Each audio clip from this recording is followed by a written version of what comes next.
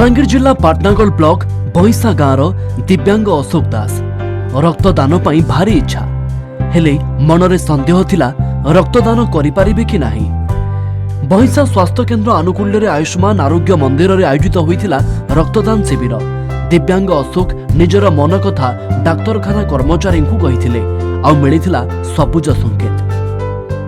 Sir fast time इटा मोर प्रथम थर पर ब्लड देनी आगु तो डर लागुला सर जे मुझे डिजाबुल किंतु ब्लड डोनेशन कर पारि बोल कि आज जानबार के चाहली जे मुझे भी ब्लड दे पार्मी और बहुत खुशी लगुचे सर।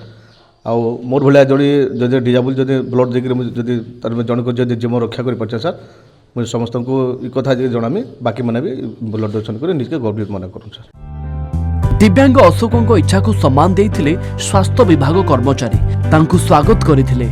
रक्तदान करी अशोक बेस खुशी से भी बहुत खुशी थे सब दिव्यांग दे पारे ब्लड आउ से जो प्रथम थर देते से भी बहुत खुशी है। आम फुल तोड़ा दे स्वागत करूँ आमर स्टाफ मैंने बहुत खुशी प्रोत्साहन कराइला।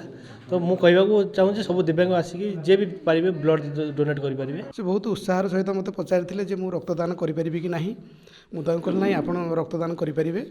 तो से बहुत खुशी होकर रक्तदान कले एवं आज ये शिविर टी से माने रक्तदान करके से सार्थक कर मो व्यक्तिगत मतामत प्रदान करुच्ची।